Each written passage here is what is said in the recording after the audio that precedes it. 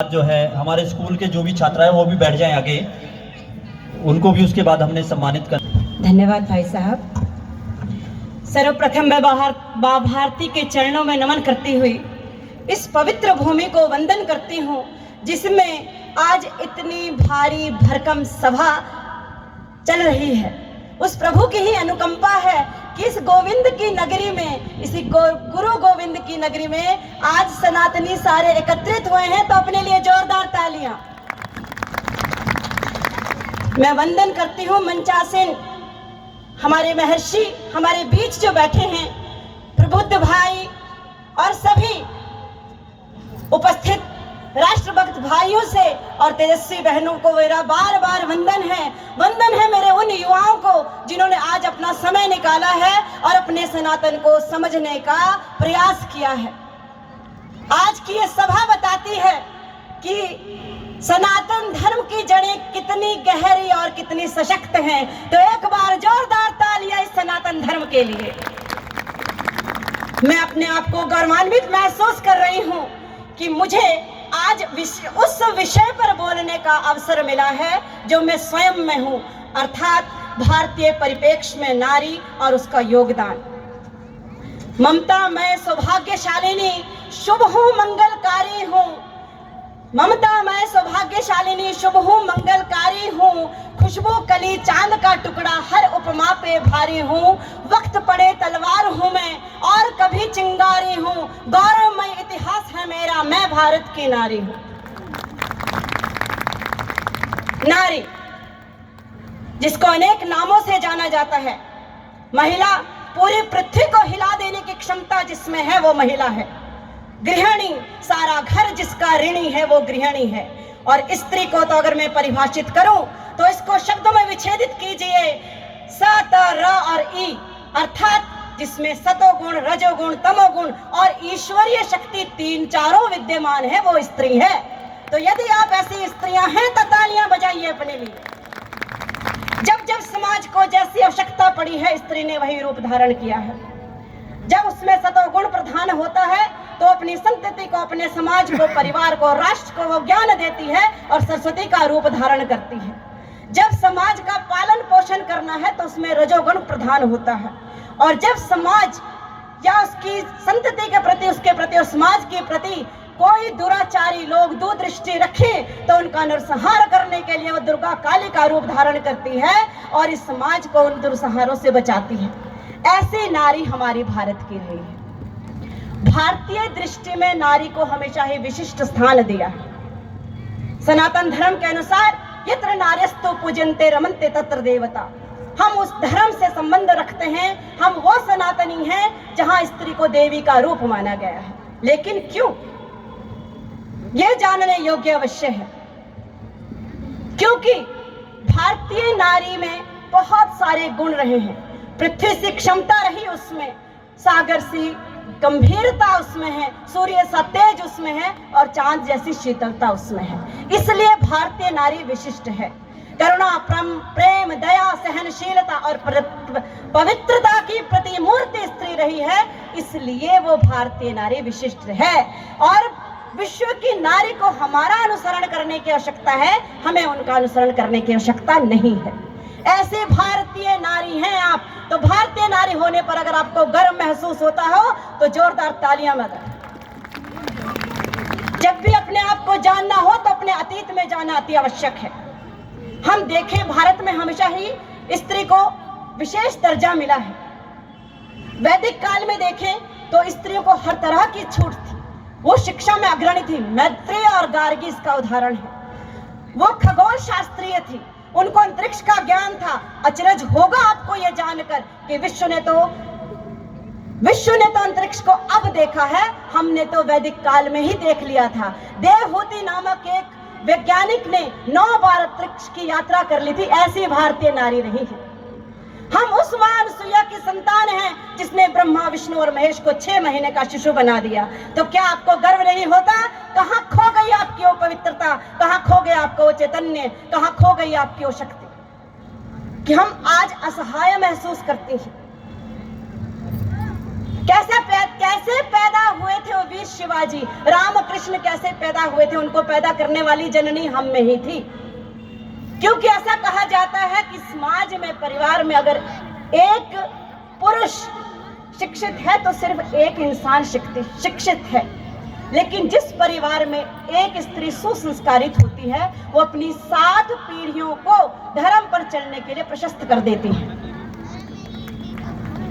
क्योंकि हम वो वीर प्रसूता माए हैं जिन्होंने वीर शिवाजी को जन्म दिया। वो जीजाबाई अगर शिवाजी के हाथ में रामायण और महाभारत की पुस्तकें नहीं पकड़ाती और उनको धर्म का ज्ञान नहीं देती तो शायद वो कभी भी शिवाजी नहीं होते।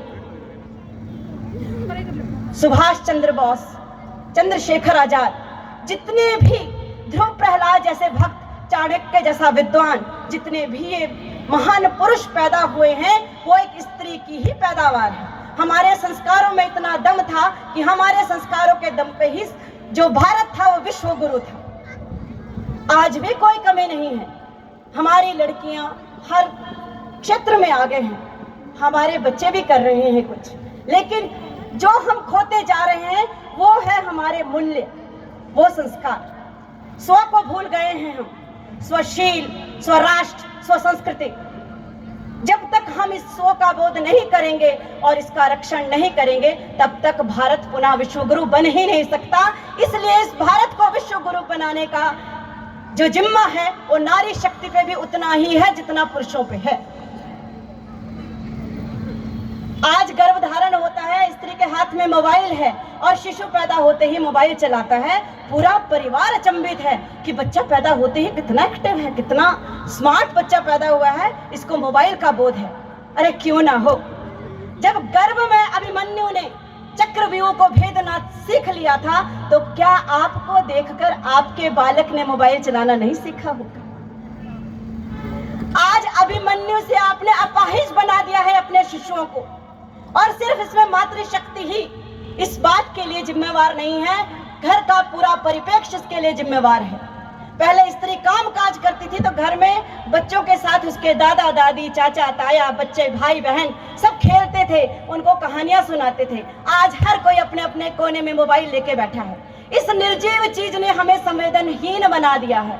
हमारे युवाओं में आज संवेदनशीलता रही ही नहीं है। वो सारा दायित्व तो किसका है? हम सबका मिलके है।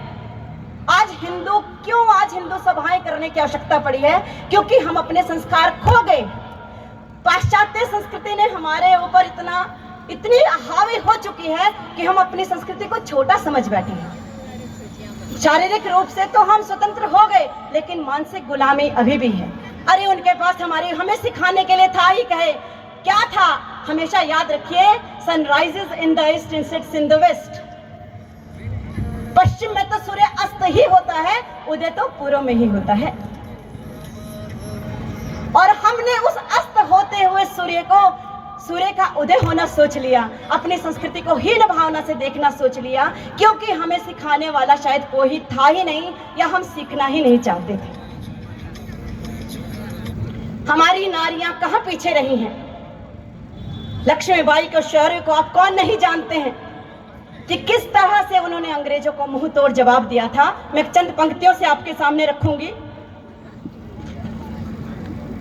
हर कोना भरा वीरता से इस भारत की अंगनाई का, बलिदान रहेगा सदा अमर मर्दानी लक्ष्मीबाई का। गौरों की सत्ता के आगे जब वीरों के थे झुके बाल, झांसी पर संकट आया तो जल उठी शौर्य की महाश्वाल। अबला कहते थे लोग जिसे जब पहली बार सबल देखी, भारत क्या पूरी दुनिया ने स्त्री की शक्ति प्रबल देखी। पति परम धाम को चले गए, मैं हिम्मत कैसे हारूंगी, मर जाऊंगी सम्रांगण में या तो गौरों को मारूंगी। शिशु पृष्ठ भाग पर बांध दिया, बल गाएं साधी दांतों में, फिर घोटक पर होकर सवार गह लिए खड़ग निज हाथों में।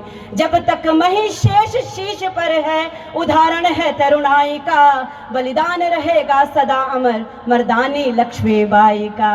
बलिदान रहेगा सदा अमर मर्दानी लक्ष्मीबाई का। क्या शौर्य आपके अंदर नहीं बचा? वो पराक्रम आपके अंदर नहीं बचा। ऐसा नहीं है कि बचा नहीं है, बल्कि हमने उसको जगाया ही नहीं है।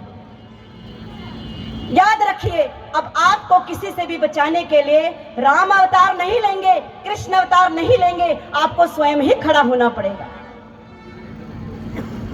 आपको अपनी उस सुप्त चेतना को जगाना होगा। आप शक्ति हैं, याद रखो। और शक्ति होके आपने आगे जो है शक्ति ही प्रदान करनी है।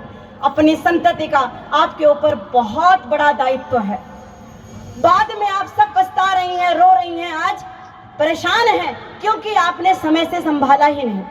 पूरे परिवार का दायित्व बन जाता है उस घर के शिशुओं को अच्छे संस्कार देने का। माँ के ऊपर ज्यादा है, निसंदेह, कोई शक नहीं, क्योंकि माँ जो आचरण करती है बच्चा वही आचरण करता है। हमारा बच्चा आज नशे की लत में पड़ा हुआ है। आज अपनी बेटियां अपने फैशन की गुड़ियां बना दी हैं।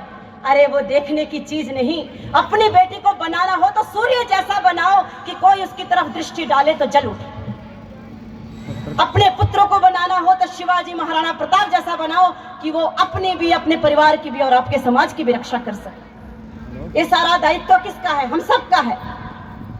सनातनी ना कभी कमजोर थे, ना है और ना रहेंगे, लेकिन जरूरी है अपनी संस्कृति का सम्मान करना।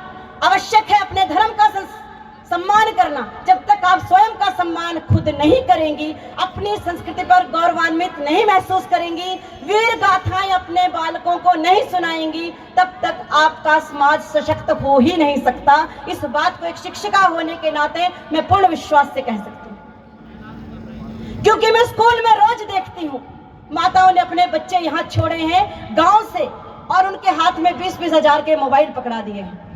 वो बच्चे स्कूल नहीं आते, वो बिल्ला राउंड जाते हैं कुछ गुटखा खाने के लिए, चरस गांजा जो भी नशा है, या मोबाइल देखने के लिए, परंतु वो स्कूल में उपस्थित नहीं है। उनकी माताओं को पता ही नहीं। वो बाद में बहुत दुखी हैं, बहुत पीड़ित हैं, लेकिन उस पीड़ा के पीछे कहीं ना कहीं कारण आप ही हैं। आपके बच्चों को मोबाइल से ज्यादा गीता, रामायण और महाभारत जैसी पुस्तकें पढ़ने की आवश्यकता है। मैं जानती हूं कि आधुनिक युग है, इसमें अगर एक हाथ में लैपटॉप है तो दूसरे हाथ में आपका धर्म ग्रंथ होना चाहिए, ताकि आप मानसिक रूप से भी उतने ही सशक्त हों, आत्मिक रूप से भी उतने ही सशक्त हों जितने आप बाह्य रूप से सशक्त। आपको अपने तन और मन और बुद्धि तीनों को मजबूत करने की आवश्यकता है। मैं बहुत अधिक तो नहीं कह सकती क्योंकि समय की कमी रही है, तो बस मैं सिर्फ आपको मूल मंत्र यही देना चाहूंगी कि अगर हम अपने राष्ट्र को सशक्त करना चाहते हैं तो जरूरी है हमें एक रहकर। सूर्य की किरणें सब जगह पड़ रही हैं, लेकिन किसी को जला नहीं पा रही हैं, और यदि यही किरणें लेंस से आप एक जगह फोकस करो तो आग लगा देती हैं। ऐसे ही आप सनातनियों की एकता इस देश को विश्व गुरु अखंड और अभेद्य बना देगी। दूसरा आग्रह है मेरा आप सभी से, अपने परिवार में मिल बैठ कर रहिए, अपने बच्चों के साथ, बुजुर्गों के साथ समय बिताइए। इस मोबाइल के साथ निर्जीव मत होइए, सजीव रहिए और उस आत्मा का आत्मा के साथ संबंध रखिए, समरसता का भाव रखिए। समाज में सब उस चैतन्य ईश्वर की संतान हैं। हम सब में स्त्री, पुरुष, पशु, पक्षी, वनस्पति सभी में वो प्रभु वास करते हैं, इसलिए सभी के प्रति प्रेम भाव रखिए। अंत में एक ही आह्वान करती हूँ जिससे मैं अपनी वाणी को विराम देना चाहती हूँ। है ईश्वर मालिक ए दाता, ए जगत नियंता दीन बंधु, ए परमेश्वर प्रभु, हे भगवान, हे सच्चिदानंद, हे दया सिंधु। सभ्यता यशस्वी हो जाए, मानवता का फैले प्रकाश, सब दिव्य गुणों के पोषक हो, कर दो कुदृष्टि का सर्वनाश। इतिहास गढ़े जाए प्रतिपल, पृष्ठों में अकलन सदा रहे, सज्जनता का अनुशीलन हो, मानव को पथ का पता रहे। इतिहास गढ़े जाए प्रतिपल, पृष्ठों में अकलन सदा रहे, सज्जनता का अनुशीलन हो, मानव को पथ का पता रहे। हर एक बालिका विदुषी हो, हर बालक नीति निधान बने, फहराए तिरंगा अंबर तक, माँ का धानी परिधान रहे। हर एक बालिका विदुषी हो, हर बालक नीति निधान बने, फहराए तिरंगा अंबर तक, माँ का धानी परिधान रहे। हम सब चाहेंगे धरती पर संस्कृतियों का सम्मान रहे, जब तक सूरज चंदा चमके तब तक ये हिंदुस्तान रहे, जब तक सूरज चंदा चमके तब तक ये हिंदुस्तान रहे। भारत माता की जय, भारत माता की माता की जय मातरम, वंदे मातरम, वंदे। मातरम। धन्यवाद।